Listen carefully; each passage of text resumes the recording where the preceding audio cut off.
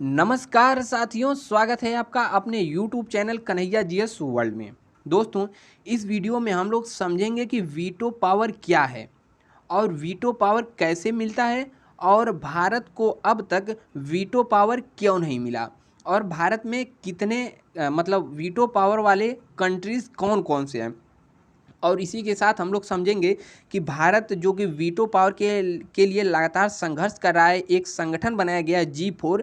तो G4 संगठन क्या है कि जो कि वीटो पावर के लिए एक संगठन बनाया गया है। उसी के साथ देखिए हमने इतनी स्लाइडें बनाई हैं, एक बार देख लीजिए, इन सब के बारे में डिटेल से बात करेंगे। ठीक है, तो एक एक करके चलिए सभी के बारे में जानते हैं। देखिए वीटो पावर जो बाइडेन से पहले जो अमेरिका के राष्ट्रपति थे, चाहे जो डोनाल्ड ट्रंप हो या उससे पहले जो थे बराक ओबामा, वह सब भारत को देने के पक्ष में थे। लेकिन जब से जो बाइडेन साहब आए हैं, वह कह रहे हैं कि उनका बयान है कि हम यूएनएससी यानी कि यूनाइटेड नेशन सिक्योरिटी काउंसिल का विस्तार तो करना चाहते हैं, मतलब सोचते हैं, बट किसी को वीटो पावर शेयर नहीं करना चाहते, मतलब वीटो पावर किसी को नहीं देना चाहते। अब भाई विस्तार जब करेंगे तो वीटो पावर उनको भी पावर देना पड़ेगा, तो कैसे विस्तार करेंगे और देना क्यों नहीं चाहते, अब वो तो वही जाने। ठीक है, अब देखिए हम लोग इसी के बारे में एक एक समझते हैं। देखिए पहले हम लोग समझते हैं वीटो पावर है क्या, जिसके बारे में हम लोग समझते पढ़े हैं सुने हैं। वीटो पावर आखिर में इसका मतलब क्या है, तो समझिए। देखिए यूनाइटेड नेशन में अब तो ख्याल आ रहा होगा कि यूनाइटेड नेशन क्या है, तो इसके बारे में अभी हम लोग आगे समझेंगे। यूनाइटेड नेशन का एक समझिए अंग है यूएनएससी, यानी कि यूनाइटेड नेशन सिक्योरिटी काउंसिल, इसी के सदस्य हैं। ठीक है, तो संयुक्त राष्ट्र सुरक्षा परिषद में जब कोई प्रस्ताव विचार के लिए आता है, यानी कि कोई भी बिल पेश किया जाता है यूएनएससी में, तो अस्थाई सदस्य इस पर विचार करते हैं। अब अस्थाई कितने सदस्य हैं? अस्थाई सदस्य 5 हैं, और वो पाँचों कौन-कौन से हैं आगे हम लोग देखेंगे वीडियो में।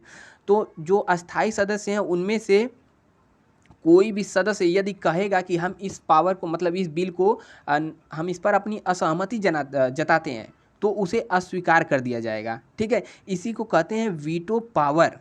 तो देखिए असहमति व्यक्त कर देता है, उसे ही कहते हैं वीटो पावर, यानी कि अपना वह शक्ति प्रयोग कर रहा है। अब वीटो पावर का फुल फॉर्म यानी कि इसका मतलब क्या होता है, तो देखिए इसका फुल फॉर्म होता है आई फॉरविड। इसका मतलब मैं निषेध करता हूँ, यानी कि मैं मना करता हूँ। और उसी के साथ यदि आप आए हैं कन्हैया जीएस वर्ल्ड पे पहली बार, तो यहाँ पर लाल कलर की बटन होगी, उसको क्लिक करके बगल में एक घंटा का निशान बनकर आएगा, उसे भी क्लिक कर लीजिएगा। ठीक है, उससे आपको नोटिफिकेशन मिलता रहेगा। और वीडियो पसंद आए तो लाइक वाइक कर दीजिए, क्योंकि इतना भी ख़राब हम नहीं बता रहे हैं। और देखिए पसंद आए तो दोस्तों तक शेयर करें और सब्सक्राइब कर लें। ठीक है, अब देखिए समझते हैं हम लोग वीटो पावर में कितने देश हैं। तो वीटो पावर में 5 देश हैं। उससे पहले हम लोग समझ लेते हैं यूएन यानी कि यूनाइटेड नेशन क्या है। तो देखिए फर्स्ट वर्ल्ड वार के बाद सेकेंड वर्ल्ड वार हो गया, यह तो सबको पता है, इसमें नया क्या है। तो देखिए फर्स्ट वर्ल्ड वार जो हुआ था 1919 से 1914 से लेकर 19 तक चला था। उसके बाद एक संगठन बनाया गया था लीग ऑफ नेशन। इसका काम था कि सेकेंड वर्ल्ड वार होने से रोके, यानी कि कोई देश अपने में गुटबाजी न कर पाए। अब देखिए लड़ाई कब होती, जब दो पक्ष अपने आपस में गुटबाजी कर लें, इधर का इधर का। अब दोनों का विचारधारा, दोनों का मत अलग रहेगा, तो आपस में युद्ध तो होगा ही। तो लीग ऑफ नेशन नाम का एक संगठन, एक संस्था बनाया गया था कि जिसका काम था कि द्वितीय विश्व युद्ध होने से रोकना। लेकिन यह संस्था पूरी तरीके से फेल रहा, असफल रहा, इसने रोक नहीं पाया और द्वितीय विश्व युद्ध हो ही गया। 1939 से लेकर 45 तक, ये तो पता ही होगा, 1939 से लेकर 1945 तक चला द्वितीय विश्व युद्ध। अब द्वितीय विश्व युद्ध होने के बाद लोगों को होश आया कि भाई एक संगठन तो ज़रूरी है, ताकि आगे से तीसरा विश्व युद्ध न होकर। तो दुनिया के तमाम देशों ने मिलकर एक संगठन बनाया। उस संगठन को ही कहते हैं यूनाइटेड नेशन, यानी कि यूनाइटेड नेशन। ठीक है, और यूनाइटेड नेशन का ही एक भाग है यूएनएससी, यानी कि यूनाइटेड नेशन सिक्योरिटी काउंसिल, यानी कि सुरक्षा परिषद। ठीक है, अब इसी में 15 सदस्य होते हैं, जिसमें से 5 सदस्य अस्थाई होते हैं। तो वही जो अस्थाई सदस्य होते हैं वही वीटो पावर का प्रयोग करते हैं, यानी कि कहते हैं कि हम इस बिल को या फिर इस प्रस्ताव को नहीं पारित करना चाहते। अब प्रस्ताव कैसा हो गया, तो समझिए जैसे कि कोई प्रस्ताव आया, जैसे कोई देश, जैसे ऊपर अपना उत्तर कोरिया हो गया यहाँ पर। तो उत्तर कोरिया क्या करता रहता है, हमेशा परमाणु परीक्षण, मतलब मिसाइल परीक्षण ऐसे करते रहता है।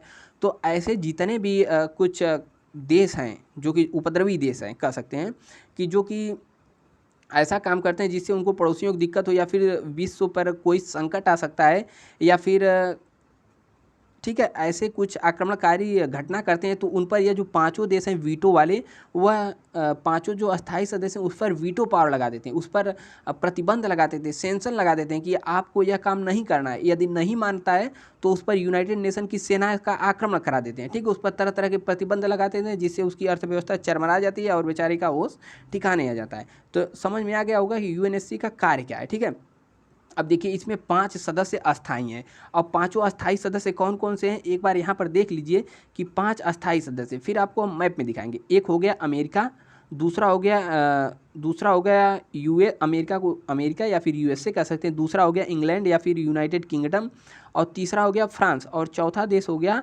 रूस, और पांचवा देश हो गया चीन। अब ध्यान दीजिए यह पांचों वही देश हैं जो कि द्वितीय विश्व युद्ध में जीते थे, यानी कि विजित राष्ट्र से। देखिए यहाँ पर अमेरिका हो गया, यहाँ पर रसिया हो गया, और चीन भी कह सकते हैं, लास्ट में गया था, और यहाँ पर ब्रिटेन हो गया। और यही सब जो देश थे कि द्वितीय विश्व युद्ध में जीते थे और अपने आप वीटो पावर ले लिए। ठीक है, तो देखिए अब पांचों देश को हमने गिना लिया। अब मैप में देखिए पांचों देश है कहाँ कहाँ, याद कर लीजिए। पूछता है कि यूनाइटेड नेशन में कौन से देश हैं और कौन से नहीं हैं, कभी कभी दे देता है ऑप्शन में। तो देखिए एक यहाँ पर हो गया अमेरिका, ठीक है, पहला देश अमेरिका, और यहाँ पर हो गया ब्रिटेन, और ब्रिटेन के नीचे जब भूरा कलर वाला हो गया फ्रांस। अमेरिका, ब्रिटेन, फ्रांस, और यहाँ पर हो गया बड़ा सा रूस। ठीक है, और रूस के नीचे चीन, यानी कि 5 देश हैं। अब पांचों देश को एकदम याद कर लीजिए। देखिए 2 इधर हो गए, रूस चाइना, रूस चाइना, रूस चाइना, और यहाँ पर हो गया ब्रिटेन फ्रांस, ब्रिटेन फ्रांस। ठीक है, ब्रिटेन फ्रांस और रूस चाइना, और यहाँ पर अमेरिका, सबका मतलब कह सकते हैं पावरफुल वाला अमेरिका।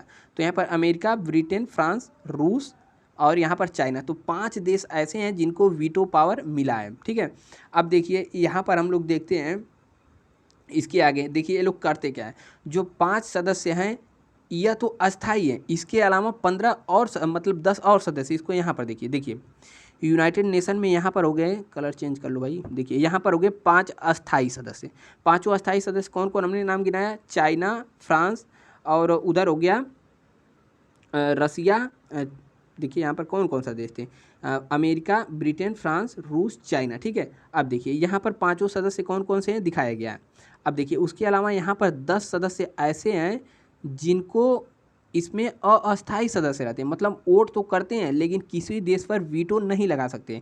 इसमें से एक इंडिया भी 8वीं बार सदस्य बना है इंडिया। ठीक है, इसमें जो 5 + 10 कंट्री हैं, तो 5 तो ए वाले हो गए वीटो पावर वाले, और 10 ये। अब देखिए इनका फैसला कैसे होता है, इनका पावर कैसे होता है।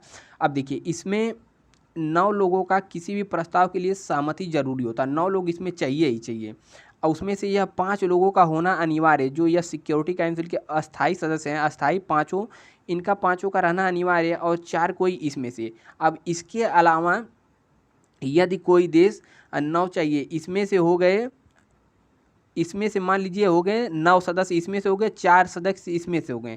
ठीक है, मतलब यह 10 देश हो गए और यह 4, यानी कि 14 सदस्य हो गए। लेकिन कोई भी एक देश वीटो करता है, यानी कि मना करता है, तो वह जो विल है, वह जो प्रस्ताव है, उसको निरस्त कर दिया जाएगा। समझ रहे हैं इसका मतलब, यानी कि 5 में से एक का एक तो होना ही जरूरी है। अब देखिए यहाँ पर देखिए सुरक्षा परिषद में कुल 15 सदस्य होते हैं, जिसमें से 5 अस्थायी सदस्य, 10 अस्थायी सदस्य होते हैं।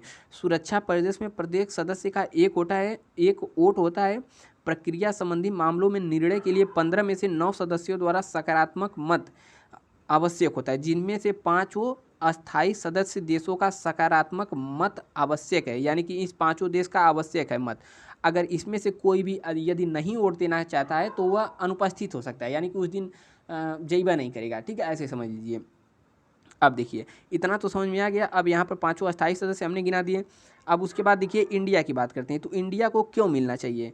उसके अलावा कुछ और देखिए, 5 अस्थायी सदस्य देशों की सहमति महान शक्तियों की आम सहमति और वीटो यानी कि निषेधाधिकार शक्ति के रूप में जाना जाता है। यदि कोई अस्थायी सदस्य किसी निर्णय से सहमत नहीं है तो वह नकारात्मक मतदान करके अपने वीटो का अधिकार का प्रयोग कर सकता है। इस दशा में 15 में से 14 देशों का समर्थन के बावजूद भी प्रस्ताव स्वीकृत नहीं होता है। समझ रखिए, यदि कोई अस्थायी सदस्य किसी निर्णय का समर्थन नहीं करता है तो वह निर्णय को रोकना भी नहीं चाहता तो वह अनुपस्थित हो सकता है, यानी कि उस दिन स्कूल यानी क्लास में अपने न जाए। ठीक है, ऐसे समझिए। अमेरिका ने वीटो पावर का सर्वप्रथम प्रयोग 1971 में रोडेशिया के प्रश्न पर किया था। अब रोडेशिया कहाँ पर है यह आप लोग बताइए। रोडेशिया, चलिए रोडेशिया किस देश का पुराना नाम था तो यह बताइए कमेंट करके, ठीक है। अफ्रीका महाद्वीप में पड़ता है।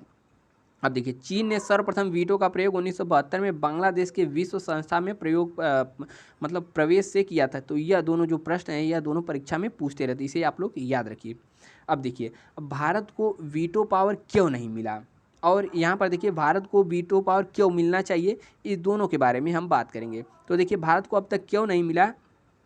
देखिए सुरक्षा परिषद में 5 अस्थायी सदस्य जिनके पास वीटो पावर है अपनी शक्ति को किसी अन्य देश से साझा नहीं करना चाहते। यानी कि जितने भी 5 सदस्य हैं अमेरिका, ब्रिटेन, फ्रांस, रसिया, चाइना, यह चाहते ही नहीं है कि कोई और सदस्य इसमें आए, इसीलिए देने में भारत को दिक्कत है। और चीन तो एकदम नहीं चाहता कि भारत को वीटो पावर मिले, क्योंकि दो मतलब पूरी बाउंड्री हमसे लगती है और विवाद तो रहता ही है। तो चीन का सबसे बड़ा इसमें अहम रोल है कि भारत को न मिले, नहीं तो भारत को अब तक मिल गया होता वहाँ बराक ओबामा के समय। यह जो चीन है यही हमेशा वीटो कर देता है भारत के लिए। और सुरक्षा परिषद में एक नहीं 4 सीट मांग करता है, जबकि सुनिए G4 क्या है। G4 ऐसा संगठन है जो कि UNSC में यानी कि सिक्योरिटी काउंसिल में मांग करता है। अब देखिए कोई भी जगह जाना रहे एक लोग मांग करे तब तो सुना जाए, यहाँ पर 4 लोग मांग करते हैं। और चारों लोग कौन कौन से हैं, जापान, जर्मनी, भारत और ब्राज़ील। इसलिए भी दिक्कत है कि वीटो 4 लोग को तो नहीं, एक आध को कहते तो विचार भी करते हैं हम, लेकिन 4 लोगों को यहाँ पर मांग कर रहे हैं। अब देखिए G4 संगठन क्या है। तो G4 संगठन क्या है, देखिए यहाँ पर जूम हो जाओ भाई, देखिए यहाँ पर हो गया ब्राज़ील, अब ब्राज़ील के बाद यहाँ भारत, और यहाँ पर हो गया जापान, और यहाँ पर हो गया जर्मनी, ठीक है। तो ये जो 4 देश हैं चारों देश मांग करते हैं कि हमको भी वीटो पावर दिया जाए, इसीलिए इसे कहते हैं G4 संगठन। भारत, ब्राज़ील, जापान, जर्मनी, इसमें 4 देश मांग करते हैं, इस संगठन को ही G4 कहते हैं, ठीक है। अब देखिए यह 4 मांग तो करते हैं, लेकिन समझिए इनके जो पड़ोसी हैं वह लोग भी चाहते ही नहीं कि इनको भी वीटो पावर मिले। अब इनके पड़ोसी कौन कौन से हैं समझिए, यहाँ पर जैसे भारत का एक पड़ोसी है पाकिस्तान, ठीक है, पाकिस्तान। और इसके बाद यहाँ पर जापान का पड़ोसी है यहाँ पर दक्षिण कोरिया, ठीक है, साउथ उत्तर कोरिया, साउथ उत्तर नॉर्थ साउथ, ठीक है। तो यहाँ पर दक्षिण कोरिया भी विरोध करता है, साउथ कोरिया। और इटली भी विरोध करता है, ठीक है, इटली। और यहाँ पर हो गया अर्जेंटीना, यहाँ पर हो गया अर्जेंटीना।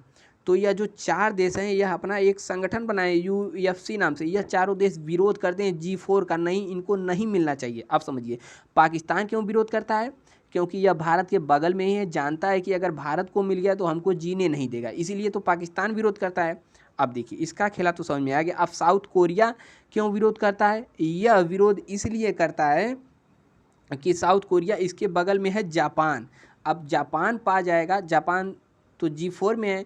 अब साउथ कोरिया इसलिए विरोध करता है कि इसका पड़ोसी है जापान, जापान पा जाएगा तो साउथ कोरिया को जीने नहीं देगा, इसलिए साउथ कोरिया उसका विरोध करता है, ठीक है। और यहाँ पर देखिए इटली भी विरोध करता है कि G4 न मिले। क्यों न मिले, तो देखिए जापान, जर्मनी के साथ, देखिए इटली जो है पलटू देश है। जो द्वितीय विश्व युद्ध हुआ था उसमें तो पहले लड़ा था जापान जर्मनी की ओर से, अब फिर लड़ा इधर अमेरिका की ओर से, ठीक है, अमेरिका और रूस की ओर से, इसलिए यह पलटू देश है। यह भी मांग करता है कि मतलब यह विरोध करता है कि G4 न मिले। और इसके साथ अर्जेंटीना है, अर्जेंटीना यहाँ ब्राज़ील के बगल में। अब ब्राज़ील देश है G4 में, यह मांग करता है कि हमको मिले, लेकिन इसका पड़ोसी देश है कि यह चाहता है कि इसको न मिले। तो पड़ोसी बहुत खतरनाक होते हैं, चाहे वह किसी की भी, चाहे वह देश के पड़ोसी हों, चाहे वह आपके पड़ोसी हैं, आपको देखना नहीं चाहते। अब देखिए यहाँ पर भारत को क्यों मिलना चाहिए, यदि कोई आपसे पूछे कि भारत में आखिरकार ऐसा क्या है कि भारत को वीटो पावर मिलना चाहिए, तो इसे याद रखिए, यह बहुत महत्वपूर्ण पॉइंट है। देखिए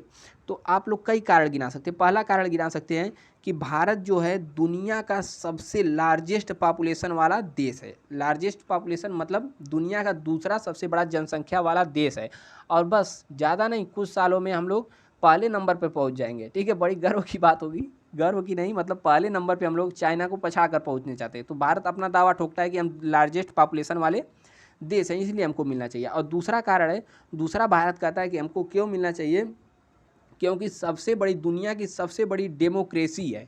डेमोक्रेसी मतलब गणतंत्र, जहाँ पर चुनाव होता है, दुनिया की सबसे बड़ी है, डेमोक्रेसी वाला देश है। और तीसरा कारण है मतलब तीसरा भारत कहता है कि भारत विश्व में सबसे तेज़ी से उभरती अर्थव्यवस्था वाला देश है। ठीक है, तो ये सब कारण याद रखिए, आपको काम आएगा। अब देखिए चौथा कारण है कि जो भारत इसलिए मांग करता है क्योंकि जब यूनाइटेड नेशन बना था तो उसका फाउंडिंग मेंबर यानी कि संस्थापक सदस्यों में से भारत भी था, तो इसलिए भी भारत को मिलना चाहिए, भारत का दावा है।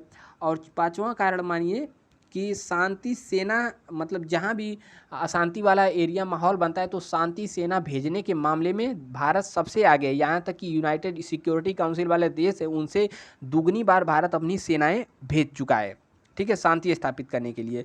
और देखिए, और छठा कारण मान लीजिए, मतलब मान के लीजिए छठा कारण है कि यूएन का जितना भी सिद्धांत है उसके सिद्धांतों को भारत हमेशा से अपनाता आया रहा है, चाहे वह कोई भी पर्यावरण के मुद्दे पे कोई बात हो या फिर परमाणु परीक्षण या फिर कोई भी ऐसी जो यूनाइटेड नेशन की बात है वह भारत मानता आया है। ठीक है, और एक आध कारण और अपने से जान लीजिए कि इसलिए भारत को मिलना चाहिए क्योंकि भारत में दूसरा सबसे बड़ा सेना वाला देश है, यानी कि जो मिलिट्री पावर है भारत की दूसरी सबसे बड़ी सेना वाला देश है। ठीक है, तो यह सब जो कुछ कारण हैं जो कि भारत को मिलना चाहिए। और वीटो पावर क्या है यह उम्मीद करते हैं सभी को समझ में आ गया होगा। 5 अस्थायी सदस्य हैं और पाँचों अस्थायी सदस्य का नाम याद हो गया हो तो एक बार कमेंट कर दीजिए ताकि हमको भी पता चले। और एक बार फिर से यदि आप आए हैं कन्हैया जीएस वर्ल्ड पे पहली बार तो लाल कलर वाली बटन को दबाकर सब्सक्राइब कर लें और घंटा को निशान को भी दबा लें ताकि आपको नोटिफिकेशन मिलता रहे। ठीक है, मिलते हैं नेक्स्ट वीडियो में, तब तक के लिए जय हिंद, स्वस्थ रहिए, मस्त रहिए और देखते रहिए कन्हैया जीएस वर्ल्ड।